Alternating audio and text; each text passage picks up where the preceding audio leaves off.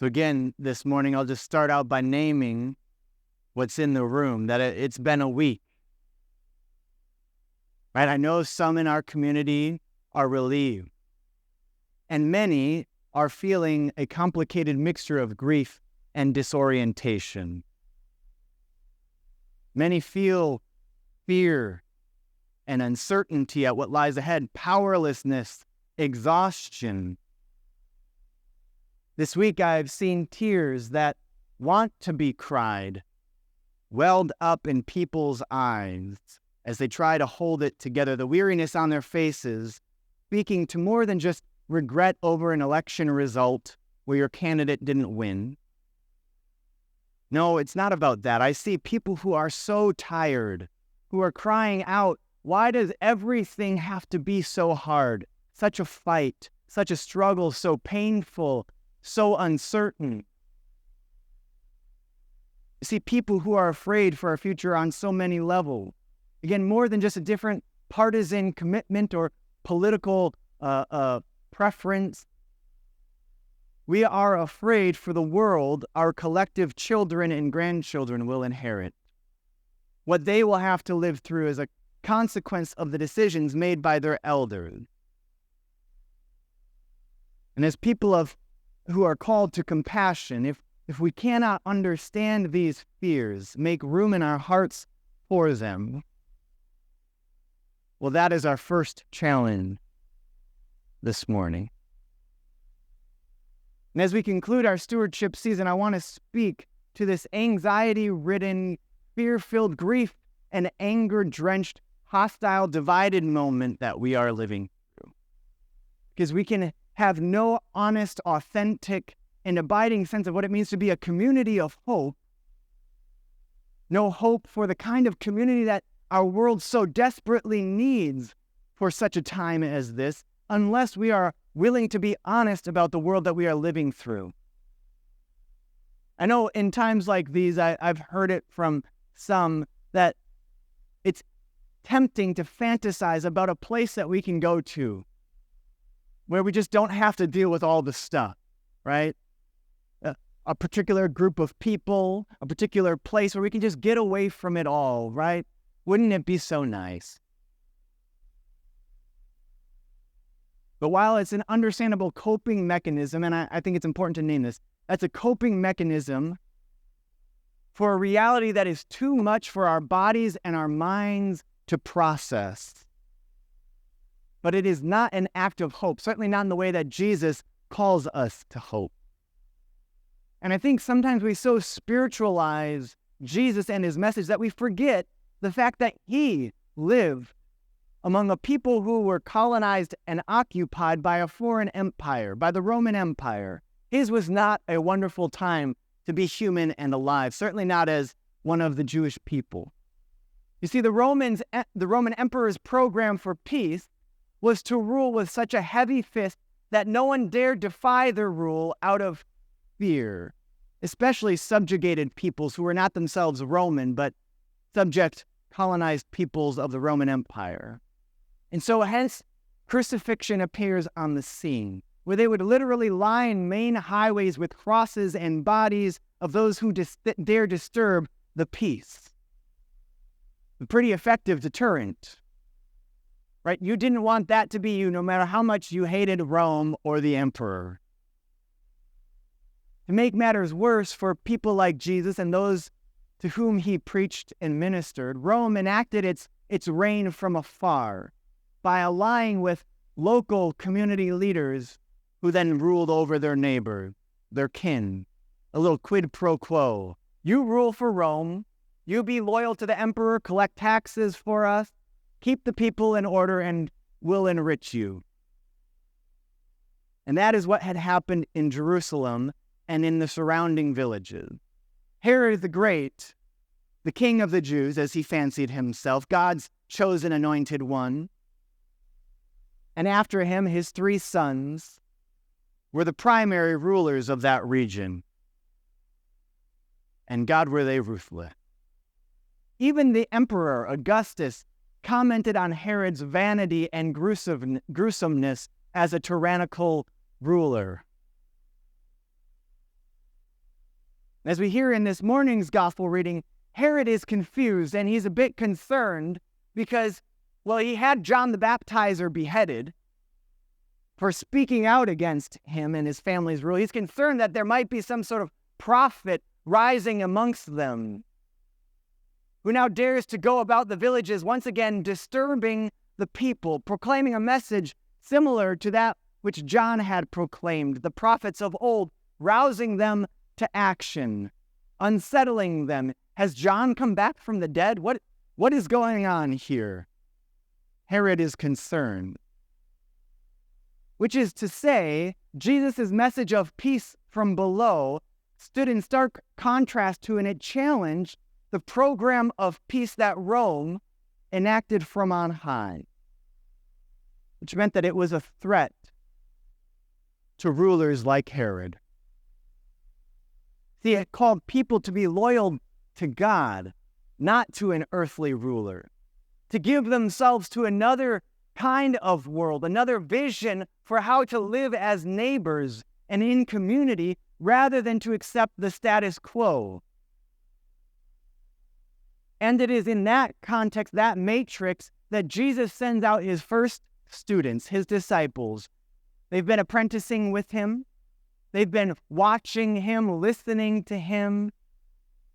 And he sends out that next layer of disciples, 72 more.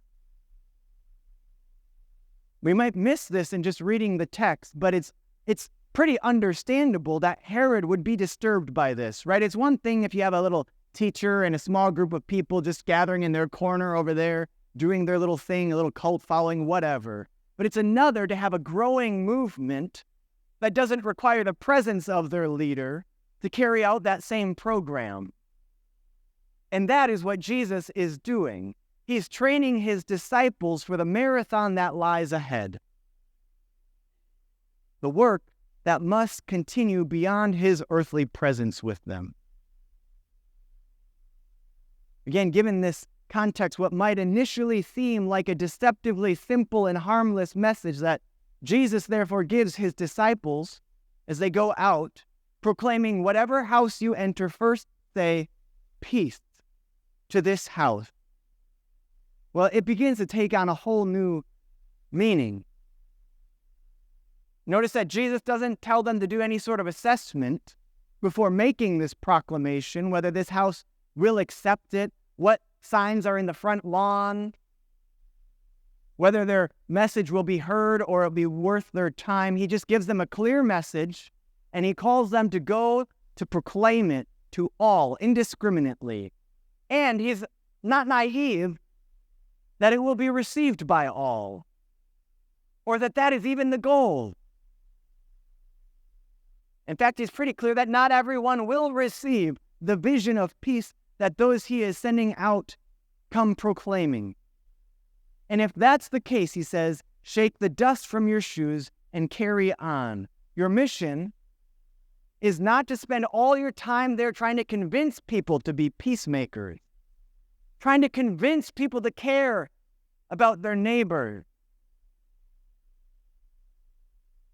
If they are not receptive, carry on, because the harvest is plentiful. There are people open to this call, people who are looking for such a vision, such a witness, a community in which they can live out this kind of message. If only they knew of it and were invited in. If you spend all of your time and energy trying to convince people who are not interested in the message in the first place, you will miss all of those hearts that have been prepared to receive this message and give themselves to it now. And so don't waste your time, he says. Don't get paralyzed by the rejection, cycling through what you could have done differently to make them see the light. Carry on. It's as though Jesus is telling them, as you go, stick to the simple though challenging message and mission I have given you. Don't get sidetracked. Don't get pulled into the weeds. There's too much at stake.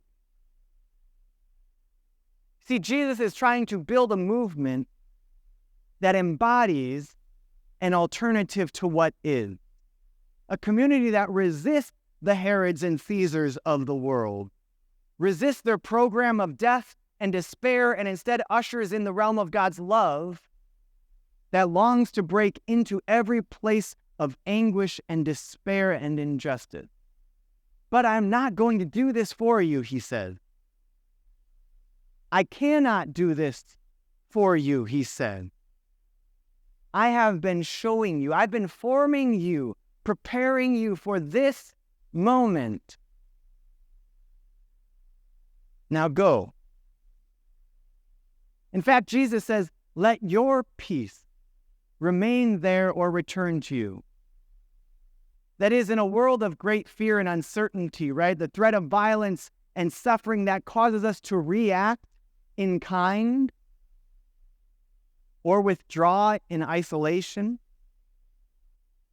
In that world, Jesus sends out those who are being formed deeply enough that they can be grounded in that message and mission. They can be grounded in that peace as they go out like sheep among wolves.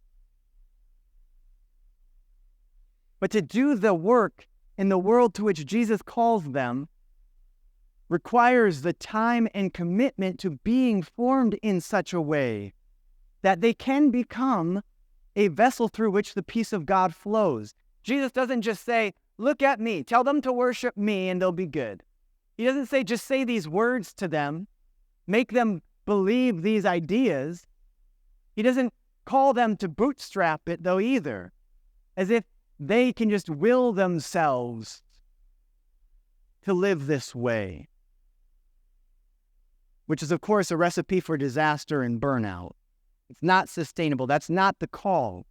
Jesus says, I am calling you to be vulnerable enough, courageous enough to open yourself to God's transforming spirit so that you may embody this peace in the world and not just talk about it. What's translated into English as disease in this passage, what Jesus gives them power over as they go out, is such a more expansive notion than we tend to have in our medicalized context when it comes to these ideas of disease and healing. Notions of disease included physical and spiritual elements, mental and emotional aspects, along with engaging the powers that caused them.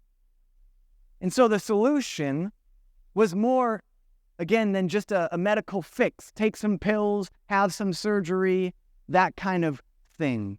The words heal or cure come from two Greek words, here translated and throughout the New Testament. Therapevo, from which we get our word therapy, and the word sozo, which we oftentimes translate as save. That is, in English translations, Jesus sometimes tells people, your faith has saved you, while other times he says, your faith has made you well. But of course, in the Greek, he is telling them one thing every time. Your faith has sozoed you, which means to save, to rescue, to deliver, to liberate, to bring to salvation, to restore to health, to heal, to cure. It's got this expansive, holistic range of meaning to it. It's all of it. The new life found in Christ encompasses all of these aspects, thus restoring our fractured bodies and minds and spirits and world.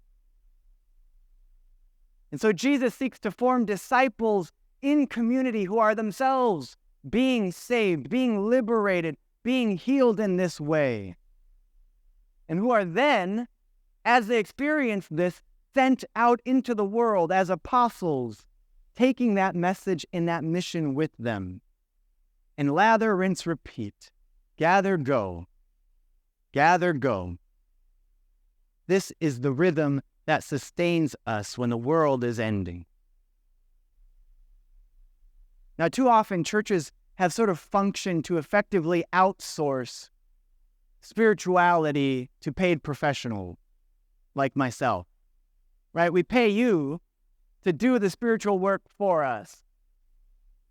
You pray. You read the Bible.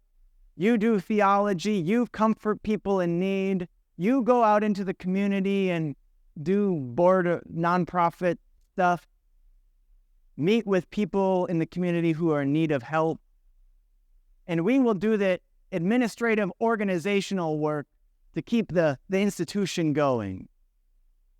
We'll bring some food too, but it's not hard lines. I know it's more complicated than that, but there's a sense in which you have the pastor do the work for you. And there's a huge, what I would say, a seismic shift in ministry that is happening across the country right now. This pivot from pastor-centered, lay-supported ministry to lay-led and pastor-supported ministry.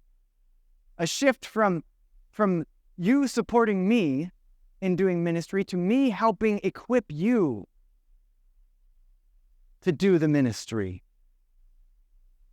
To help you figure out, how do I live out this calling? Even when I don't know entirely what I believe, or I'm still trying to figure these things out, to equip you to be the ones who go, are sent into the world as Jesus sends his disciples, all of us called to ministries of healing and justice. And for us to get serious about forming amongst ourselves as a community, the kind of space where people come and experience that healing in our gatherings, whether it's worship or small groups or coffee hour, that would be the experience that they have, that we have as we gather. After Jesus sends out his disciples, of course, after his death, these disciples start churches, small communities all across the Roman Empire, rooted in this saving, liberating, healing, transforming experience of God's love. And that generative force remained alive and at work amongst them, even as they faced hardship and persecution at the hands of Roman emperors, at the hands of people like Herod, and they did. And in that context, these church communities are what strengthened and sustained them, these communities of hope, enabling them to endure and continue acting toward that future with hope, even in the face of the present. Hope was for them, it is for us, a discipline. It's not a feeling. It's a deliberate choice, even when we are feeling unhopeful, despairing. It's that choice to still put one foot in front of the next. As we were talking last week after worship, the choice to turn to your neighbor, to invite other people in, to make that phone call, to get to know that person who lives next to us, to be vulnerable with one another, to build real and authentic community, rather than just relying on ourselves. And so I want to end this morning with two invitations as we conclude our stewardship season. In just a moment here, we'll bring forward and we'll dedicate our pledges. Whether we're new here or we've been here for a while, whether there's a financial pledge or the time and talent sheet, to invite you to bring forward, everyone to bring forward something, even if it's one thing on that list. But to begin by asking yourself, how has the faithfulness of others who have served here, who make this possible, the ways that they give of themselves and their gifts, how has that blessed you in your time here? How has what others have done created a space for you to experience hope? And from that place, to consider what you have to offer to continue blessing others. That next person to walk through the doors who isn't even yet a part of this community, but we trust in this year ahead, they will at some point find their way here? And will there be a community ready, people willing to step forward to welcome them here, to offer the same thing that you receive when you come into this space? As we navigate these uncertain times, how will you recommit and pledge yourself and your resources? Because at the end of the day, we are only what we make of this community. How will you offer yourself in the year ahead? Those pledge forms, the time talent sheet, are meant to give you a sense of kinds of ways that you can begin to do that. And if you don't have it this morning, there are some in the back. If you need more time to think about it, we invite you to do that and bring them back on future Sundays and put it in the offering plate. But to continue asking yourself, how have I been blessed, and what do I have to bless others? So that we can embody this ministry, this program of peace that Jesus calls us to. And then one step beyond that, we will continue asking ourselves not just how we offer that here amongst ourselves with one another, but how we as a church body are being called to reach out to our vulnerable neighbors, to be in solidarity with those in our community who might be threatened by whatever policies, laws, whatever is happening in the world around us. Are we willing to risk embodying Christ's program of peace out into the world? And I can tell you there will be opportunities and there will be invitations, and I'll say more on that on another day. But to begin by asking ourselves here and now if we're willing to do that, to commit to that.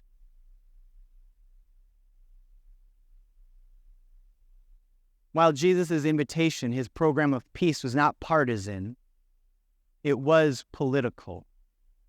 There's a reason that Herod is disturbed by Jesus' work, his disciples. And there's a reason that the Gospel of Luke includes that. It could have just as easily not mentioned Herod at all, but it chooses to mention Herod for a reason. Like them, like our abolitionist forebears, the vision of peace that Jesus gives us will inevitably conflict with the vision and program offered by those in power. It already has in days past. It will in the future. It's inevitable. No matter the political party that is in office. We would be wise to acknowledge that and then to continue asking ourselves, where and to whom is Jesus sending us next? To proclaim and embody his peace. Friends, again, may we have the courage that these times require of us for our healing and hope, for the liberation and hope of all. Amen.